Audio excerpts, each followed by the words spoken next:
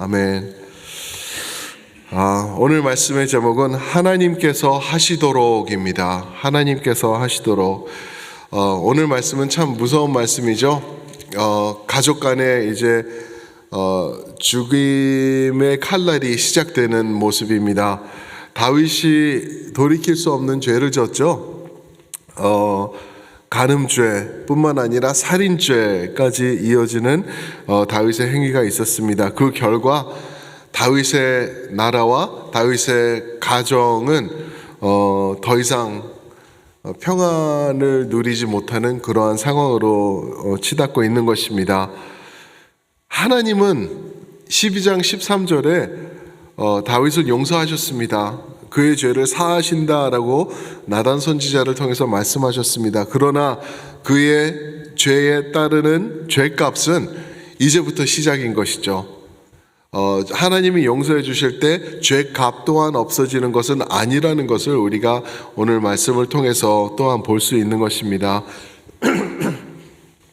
그래서 사무엘하 12장을 전후로 이제 다윗의 삶과 그의 나라는 모든 게 바뀌게 되는 것을 봅니다. 죽음, 반역, 도망, 방황 이런 모든 것들이 이제 진행이 되는 것입니다.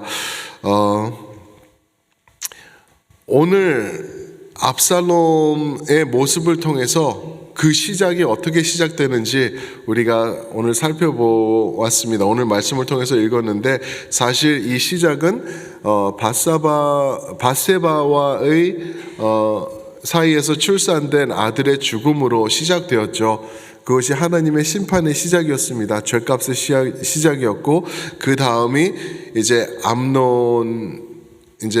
압살롬의 이복 형제인 암논이 다말을 겁탈하는 욕보이는 그 사건으로 진행되고 그 겁탈 사건 다음에 이제 오늘 사건이 일어나는데 그 암논이 다말을 욕보인 후 2년이 지났다고 23절에서는 말하고 있습니다. 그리고 이제 양털을 깎는 때가 되었다. 양털을 깎는 거는 사무엘상 25절인가요? 거기 보면은 잔치 시간이었습니다. 마치 추수와 같은 시간. 그래서 봄, 이제 겨울을 지나면서 양들이 털을 많이 가지게 되죠. 추우니까 이제 털을 많이 길렀을 때 봄이 올 때 이제 잔치와 비슷하게 그 양털을 깎게 되는 것이죠. 그러면은 많은 사람들이 함께하는 사람들이 서로 와서 축복해주고 봄의 새로운 시작을 알리는 축제와 같은 그런 행사였던 것을 볼 수가 있습니다. 그 시간이 온 거예요. 그런데 압살롬의 마음에는 2년 동안 23절에 보니까 2년 동안 이 일을 계획하고 칼을 갈고 있었던 것을 우리가 볼 수가 있습니다. 12장 10절에서는 뭐라 그러죠? 나단이 하나님의 말씀을 다윗에게 전할 때 칼이 내 집에서 영원토록 떠나지 아니하리라. 그 말이 현실이 된 거죠. 2년 동안 칼을 갈고 이제 암논을 살해할 계획을 실천으로 옮기는 상황인 것입니다.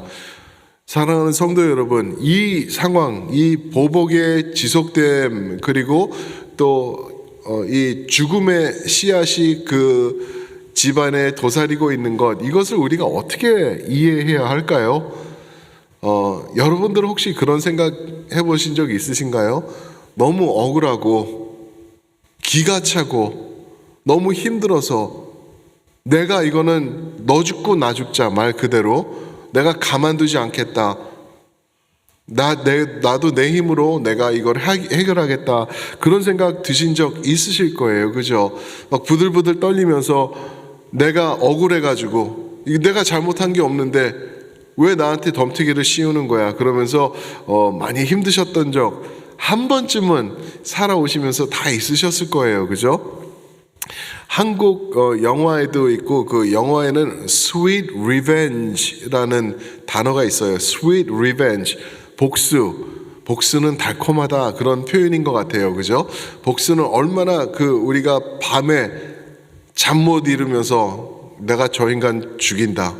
가만 놔두나 봐라 하면서 이제 막 계략을 꿈꾸죠. 막 밤이 되면 왜 그런지 모르겠어요. 더 그런 악한 생각들이 막 들어오고 내가 막 어떻게 해야 되겠다고 이런 것들이 있는 것 분명히 경험해 보셨을 거예요. 그럴 때 우리는 어떻게 해야 될까? 어떻게 해야 될까? 여러분 대충 답은 알고 계실 거예요. 그 답을 오늘 좀 성경적으로 풀어보면 좋을 것 같습니다. 성경은 뭐라 하나? 우선 지금 사무엘서를 보고 있기 때문에 사무엘상 26장을 보면은 다윗이 자기를 죽이려고 사울이 쫓아오고 그럴 때가 있었죠. 그죠? 죽이겠다고. 다윗이 뭘 잘못했나요? 잘못한 게 아무것도 없어요. 그러는데 막 창을 갖다 꼽질 않나, 죽이겠다고 쫓질 않나, 사람들을 다 끌고 찾아 나서질 않나, 그런 일이 있었을 때 사무엘상 26장 10절에선 다윗은 이렇게 말을 합니다. 다윗이 또 이르되 여호와께서 살아계심을 두고 맹세하노니 여호와께서 그를 치시리니 혹은 죽을 날이 이르거나 또는 전장에 나가서 망하리라 라고 말합니다. 하나님께서 그를 치실 것이다 라고 말합니다. 절대 사울을 내 힘으로, 나의 원수, 나를 죽이겠다고 쫓아오는 사울을 내 힘으로 죽이지 않겠다, 그러는 것을 볼 수가 있습니다. 그렇지만 같은 시간에 다윗은 사울이 옳다, 사울이 옳은 것을 하는 것이다 라고 말하지도 않아요. 하나님께서 갚으실 것이다 라고 선언합니다. 23절에는 더 무서운 말씀을 하고 있어요. 사무엘상 26장 23절에는 여호와께서 사람에게 그의 공의와 신실을 따라 갚으시리니 라고 말하고 있습니다. 하나님께서 공의와 신실을 따라 갚으시겠다. 이게 얼마나 무서운 말인지 아시겠죠? 하나님이 나서시면은 정말 다 죽습니다. 하나님은 그냥 좋은 게 좋게 넘어가는 게 없으신 두려운 하나님의 갚으심을 얘기를 하는 것입니다. 로마서 신약에 들어가면 더 유명한 말씀이 있죠. 로마서 12장 17절에 보면은 악을 악으로 갚지 말라라고 하셨습니다. 왜 그런가요? 왜 악을 악으로 갚으면 안 되나요? 내가 억울한데, 당한 사람은 난데, 내가 어떻게 할 수 있는데 왜 하지 말라고 그러는가요? 로마서 12장 19절 내 사랑하는 자들아 너희가 친히 원수를 갚지 말고 하나님의 진노하심에 맡기라. 기록되었으되 원수 갚는 것이 내게 있으니 내가 갚으리라고 주께서 말씀하시니라. 하나님께서요, 내가 억울한 것, 내가 힘든 것, 이거 다 보고 계신다는 거예요. 내가 갚겠다는 거예요. 무서우신 하나님, 두려우신 하나님이 갚으실 때는 얼마나 더 무서울까? 그것을 우리가 깨달아야 됩니다. 내가 하면은 그냥 한 대 때리면은 더 세게 때리고 뭐 그 정도가 되지 않을까? 근데 하나님이 갚으시는 것은 이거는 영적인 갚음이기 때문에 인간이 상상할 수도 없는 정도의 하나님의 두려우신 갚으심이 있다. 하나님께서 보고 계신다. 내 사랑하는 자들아 너희가 직접 하지 마, 내가 할 거야 라고 말씀하고 계시는 것입니다. 사랑하는 성도 여러분, 억울한 일, 그냥 눈물이 자동적으로 떨어지는 그런 일, 하나님께 맡기시길 여러분들에게 도전드립니다. 하나님께서 보고 계십니다. 하나님이 하시면은 더 무서워요. 그냥 좋게 넘어가는 것 없어요. 우리 죄를 용서하시기 위해서 하나님께서 그냥 좋게 넘어가자, 퉁치자, 너 예배 와서 예배 잘 드려 그냥, 그리고 전심전력으로 찬양하고 말씀 따라 살아, 그러면은 없던 거를 해줄게 하시는 하나님이 아니시죠. 나의 죄, 나의 모든 죄, 우리의 모든 죄를 위해서 당신의 아들, 유일하게 그 죄를 take care 할 수 있는 분, 그분을 십자가로 보내셔서 그 어떤 죽음보다 가장 처절한 죽음을 맞게 하신 분이 우리 하나님이시라는 것입니다. 그래도 우리 하나님은 사랑의 하나님이신데 여러분 서로 사랑해야죠. 그 힘들게 한 사람 여러분 사랑으로 덮어줘야죠. 그렇게 말씀하시는 것도 들어보셨을 거예요. 그죠? 그게 맞는 말인가요? 하나님은 사랑이시니까 우리가 그 사람을 사랑으로 덮어야 된다? 순서가 틀린 말이에요. 틀린 말은 아닌데 순서가 틀렸어요. 왜 그러냐면은 하나님은 진노하신 하나님이시라고 성경에서 수차례 말씀하시죠. 그런데 사랑의 하나님이라고 또 말씀하세요. 근데 그 사랑의 하나님 되심은 십자가에 온전하게 반응한 사람들을 상대로 나타나시는 게 사랑의 하나님이라는 거예요. 죄인들, 성경 어디에도 하나님은 세상을 사랑하시고 죄악을 사랑하시고 그들을 사랑하셔서 모든 사람들을 구원하시고 그런 말씀 없습니다. 성경은 정확하게 말씀하세요. 예수 안에서 우리 원수됨을 해결받은 사람, 우리 죄악을 용서받은 사람들에게 사랑을 베푸시고 사랑을 더하신다라는 것이죠. 무슨 말이죠?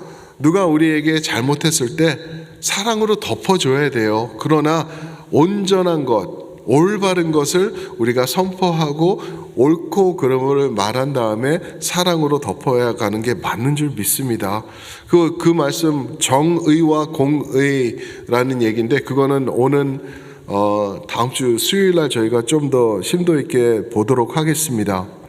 그래서 사랑으로 덮는 것, 누가 나를 해할 때 사랑으로 덮으라, 그것처럼 나쁜 말이 잔인한 말이 없는 것 같아요. 그게 아니고 하나님께 맡기고 하나님 말씀으로 옳고 그른 것을 드러낸 다음에 그 다음에 사랑으로 품어가는 것이 맞는 순서인 것을 우리가 생각할 수 있습니다. 누가 여러분들을 건드린다? 여러분들을 억울하게 한다? 여러분 바로 기도하시길 도전드립니다. 하나님께 가져나가세요. 하나님께 가져나가시고 하나님께서 그냥 넘기시지 않는 것, 우리에게 사랑하는 자들아 내가 할 거야, 나에게 맡겨라 라고 말씀하셨으니까 순종하면서 그렇게 하시는 게 맞습니다. 히브리서 10장 31절 정말 무서운 말씀이죠. 살아계신 하나님의 손에 빠져들어가는 것이 무서울진저. 이 말씀은 여러분, 복수는 하나님이 하시는구나, 그 정도로 끝나는 게 아니에요. 내 자신도 또한 돌아봐야 된다는 거예요. 하나님의 무서우심은 나에게 힘들게 하는 사람에게만 적용되는 게 아니라 나에게도 똑같이 적용된다는 것. 그러니까 하나님, 저 사람 마음에 안 들어요, 없애주세요 하는 거는 잘못된 거죠. 그러니까 내 자신을 돌아보고 갈라디아서 6장 1절 말씀처럼 먼저 내 자신을 돌아보고 그리고 그 억울함을 가지고 하나님께 나아갈 때 살아계신 하나님의 무서우심이 임할 수 있다라는 것을 말하고 있습니다. 제가 좋아하는 말씀 중에요, 어렸을 때부터 정말 좋아하는 말씀이에요. 시편 3편 3절이에요. 시편 3편 3절. 그 시편의 제목이 뭔지 아세요, 여러분? 이제 우리가 다음 주쯤에 보게 될 사무엘하 15장을 배경으로 하고 있습니다. 그 시편 제목에 이렇게 써 있어요. 다윗이 그 아들 압살롬을 피할 때에 지은 시라고 나와 있습니다. 이제 압살롬이 돌아오죠. 그런데 그를 징벌하지 않아요. 그리고 그냥 앉혀놓습니다. 그럴 때 어떤 일이 일어나는지 우리가 15장에서 분명히 보게 되는데, 하나님의 정의와 공의가 없을 때 어떤 상황이 되는지, 그 상황에서 다윗이 힘들어하면서 쓴 시가 시편 3편입니다. 근데 시편 3편의 3절 말씀을 보시면은 너무나 아름다운 말씀이에요. 여호와여, 주는 나의 방패시요 나의 영광이시니 나의 머리를 드시는 자이시니이다. 아멘.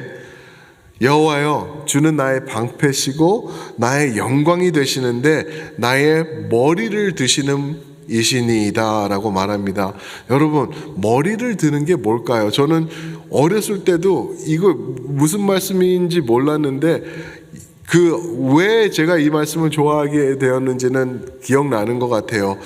예전에 있던 빈혈든가 마라나타인가 그런 찬양 그룹이 있었어요.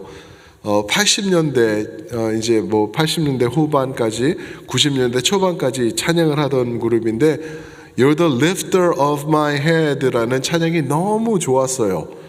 근데 내 머리를 들으시는 이시니이다. 당시 머리를 떨구는 것은 이제 죽음을 상징해요. 죽음, 그냥 나는 죽었구나. 이 상황, 우리 아들이 반역해서 압살롬이 나를 죽이려고 쫓아오는데 나는 숨을 것도 없고 이제는 죽게 되었구나 할 때 이 시를 고백하는 것입니다. 당신은, 하나님은 나의 방패시고 나의 영광이시고 나의 머리를 드시는 이시니이다. 머리를 든다는 말은 팔레스타인 지역에서 승리를 말하고 있어요. 승리를 말합니다. 그런데 제가 볼 때는 우리가 생각하는 머리를 드는 것 똑같은 것 같아요. 그냥 내 머리를 들어주신다, 나를 세워주신다, 나를 보호해 주신다, 나의 이 억울함을 갚아주신다, 나의 머리를 들어주신다, 그런 모든 내용이 포함되어 있는 것으로 볼 수 있습니다. 이게 어떻게 가능할까요, 여러분? 어떻게 머리를 떨굴 이런 상황에서 하나님께서 머리를 들어주실까요? 요한복음 19장 30절에 보면 예수님께서 이제 십자가의 모든 것을 주도하시죠. 그렇게 요한은 표현을 하고 있죠. 그러면서 이제 마지막 죽으실 때가 되어서 다 이루었다 말씀하시고 머리를 떨구시니라는 표현이 있습니다. 이제 내가 이것을 죽음으로 받아들인다라는 주님의 표현을 그렇게 요한이 한 것이죠. 머리를 떨구셨다. 무슨 말이죠? 우리의 머리를 들어주시는 분은 예수님이신데 우리의 머리를 들어주시기 위해서 당신께서 당신의 머리를 떨구신 거라는 거예요. 할렐루야. 그런 은혜가 있습니다. 사랑하는 성도 여러분, 기가 막히고 억울하고 안타깝고 어쩔 줄 몰라서 그냥 눈물이 흐르고 밤에 잠 안 오고 그런 억울한 일이 있으실 때가 있을 거예요. 그렇죠? 그럴 때 나의 이 떨어진 머리를 들어주시는 이는 여호와 하나님이십니다 라고 고백하시길 축복합니다. 왜냐하면요, 십자가에서 그거를 우리에게 보여주셨기 때문에 내 머리를 떨구며 너의 머리를 대신 들어준다. 너는 망하지 않을 거야. 너는 내가 책임질 거야. 너의 아픔, 너의 억울함 나에게 가져나와. 내가 그거 해결해 줄 거야 라는 주님의 사랑의 음성이 거기 있는 줄 믿습니다. 우리 그 주님을 고백하며 사시는 여러분들 모두가 되시길 주님의 이름으로 축원합니다. 아멘.